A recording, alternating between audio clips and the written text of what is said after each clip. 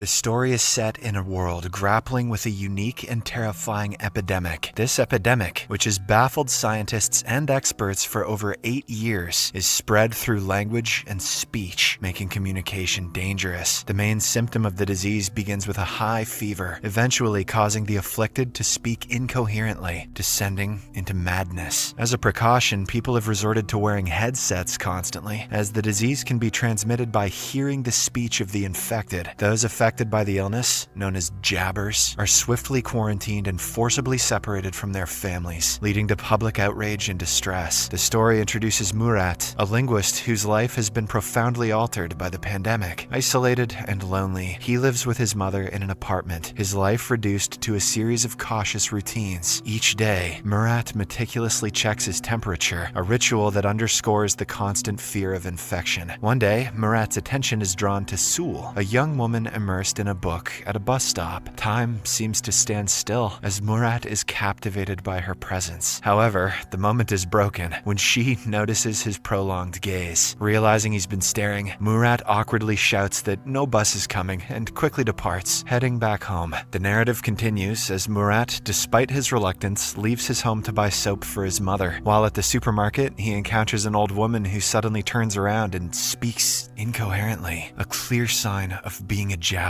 An alarm is triggered, announcing the presence of a jabber and urging people to evacuate immediately. In the ensuing chaos, everyone flees, except for the old woman and a young boy who is left behind without a headset. Murat witnesses the boy's mother crying outside. Driven by a sense of responsibility, Murat bravely re-enters the supermarket, gives his headset to the boy, and makes a narrow escape. Remarkably, Murat manages to avoid contracting the epidemic, despite his close encounter with the jabber. He experiences a high fever, but eventually recovers and returns home unscathed, soap in hand. Meanwhile, Anton, a high-ranking official at AEI, is desperately seeking a solution to the pandemic. He faces a setback upon learning that even young children are susceptible to the disease. However, his interest is piqued when he hears about Murat's incident at the supermarket. Intrigued by the possibility that Murat might be immune, Anton delves into surveillance footage to learn more. He observes Murat collapsing in the supermarket, but later continuing on as if unharmed, which deepens Anton's confusion and curiosity. In another part of the city, Murat visits the home of his mother's friend, responding to a desperate call for help. The friend's son, Arif's father, is exhibiting symptoms of the disease, speaking disconnectedly. Arif, holding on to hope, pleads with Murat to find a cure, believing in Murat's unique abilities. He even suggests collaborating with Murat's friend Ozgur, but Murat informs him that Ozgur has passed away. Arif, skeptical about Ozgur's death due to the lack of a proper funeral and the absence of his body, plans to meet with Errol, a businessman known for trading in information. Arif hopes Errol can shed light on whether Ozgur is indeed alive and assist in their quest for a cure.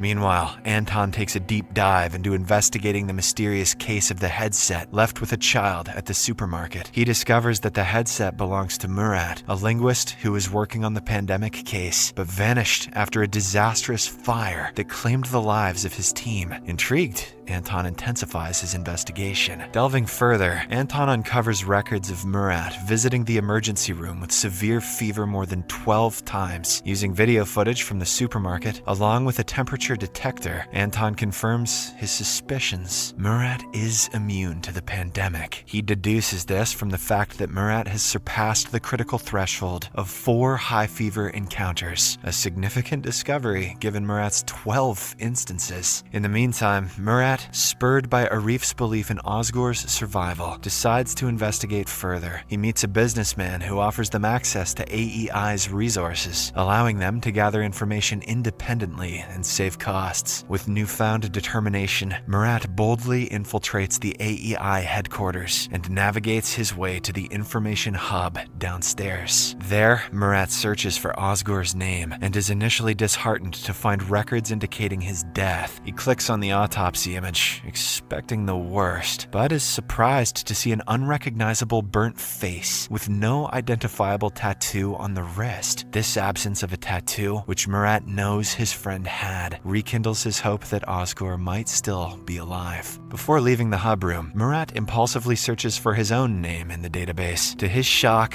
and dismay, he discovers video footage of himself from the supermarket incident. Realizing the potential danger of this discovery, Murat hastily exits the room, unable to delete the record. His escape is filled with anxiety and urgency, knowing that his presence in the AEI database could have unforeseen and dangerous consequences. Soon after, Anton, fueled by his significant discovery regarding Murat's immunity to the pandemic, eagerly approaches his superior to share his findings. However, his excitement quickly turns to frustration when his superior dismisses his claims, cautioning against spreading unverified rumors. Frustrated by this response and determined to pursue the matter further, Anton decides to take matters into his own hands. He acquires the address of Murat and his mother's home, although under a false name, and sets out with his men to capture Murat. Upon arriving at the destination, they find Murat's mother answering the door, mistakenly assuming it might be her son. However, the AEI forces swiftly invade the home, scattering throughout the house and the apartment complex. They strategically position themselves, lying in wait for Murat's return to spring their trap, unnoticed by the AEI operatives. Murat's mother subtly places a prearranged signal on the window, a discreet method of communication between her and her son. She then calmly lights a cigarette and sits down, maintaining an air of composure despite the tense situation. Meanwhile, Murat, who had been waiting for another glimpse of the beautiful girl he had seen at the bus stop, returns home. As he approaches his apartment, he notices the signal from his mother. Realizing the imminent danger, he hesitates at the entrance. Inside, Anton and his team are eagerly anticipating Murat's arrival, ready to execute their well-laid plans. In a moment of inner conflict, Murat grapples with the decision to enter the apartment. His thoughts drift to the beautiful girl, and the realization dawns on him that if he walks into the trap, he might never see her again. This thought acts as a turning point, and in a swift decision, Murat chooses to flee in the opposite direction, much to Anton's dismay. His abrupt departure catches Anton and his men off guard, and they lose track of him in mere seconds. Back at Murat's house, Anton seizes the opportunity to collect Murat's belongings for further investigation, hoping to get more insight into Murat's unique situation. The next morning, as Murat sets out on his search for Osgur, he is stopped by AEI forces demanding to see his ID. In a moment of tension, as Murat nervously reaches for his ID, a bomb suddenly explodes nearby, causing the AEI forces to scatter and leaving Murat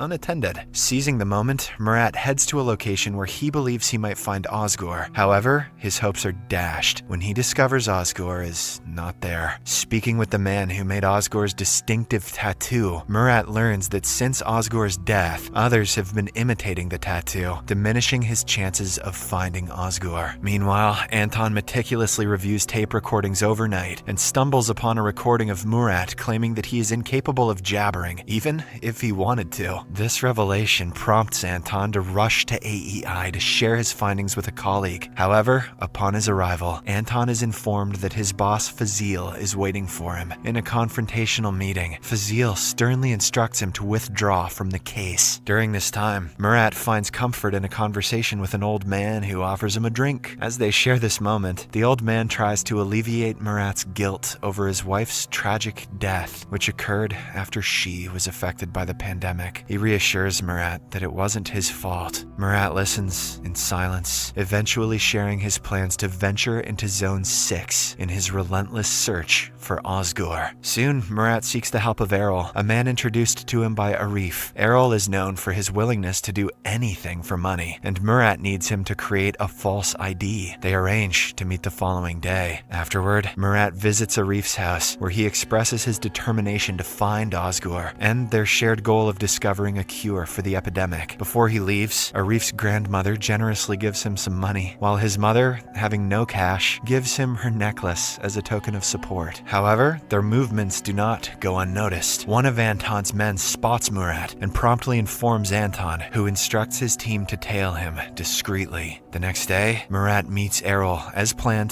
to collect his forged ID. Just as they complete the transaction, Errol receives an alert that AEI forces are closing in on their location station. In a frantic rush, they escape, successfully evading Anton and his team, who later search the warehouse to no avail. With his new fake ID in hand, Murat heads to the subway station, bound for the less monitored Zone 6. He smoothly passes the initial security checkpoint using the fake ID. However, his sense of safety is short-lived, as a security guard becomes suspicious upon recognizing Murat's face from wanted posters in the subway. In a coincidental twist, Sewell, who Murat has been longing to see again, suddenly appears in front of him. To his astonishment and delight, she kisses him right there in the subway, creating a moment of confusion for the pursuing security guard. This unexpected encounter leaves Murat feeling ecstatic. Holding hands, they continue their journey on the subway, embarking on a path filled with uncertainty, yet united in their unexpected connection.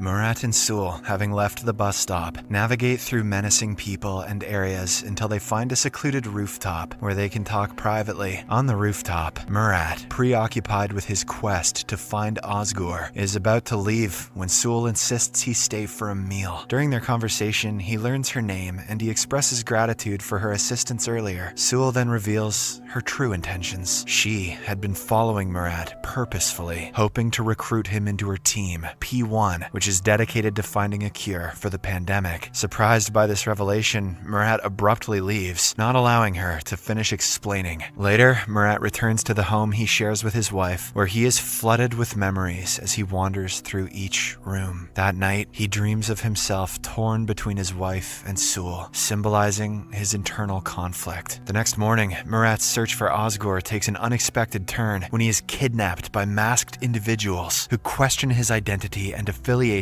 with the AEI. At this critical moment, Sewell intervenes, assuring them that Murat is not with the AEI and is on a personal mission. Murat convinces them of his intentions, and they agree to share information if they cross paths with Osgur. Sewell then brings Murat to a studio where she works, and after apologizing for the earlier misunderstanding, she hosts a podcast. In the broadcast, she discusses the AEI's cruel practices, relating them to the unjust death of her boyfriend, and concludes by emphasizing the importance of finding a cure to end the crisis. Meanwhile, Anton retreats to his house, where his wife and son are quarantined in the basement due to the pandemic. While there, Anton senses he is being watched. Upon investigating, he finds no one, unaware that Fazil's right-hand agent is covertly observing him from a hiding spot. Somewhere else, Murat and Sewell's journey through the pandemic-stricken streets of the city continues. While walking downtown, Murat demonstrates his unusual resistance to the pandemic by briefly removing his headset near Jabbers, showcasing how his skull heats up without experiencing the usual symptoms. This unique ability intrigues Sewell, who sees potential in Murat's immunity. That night,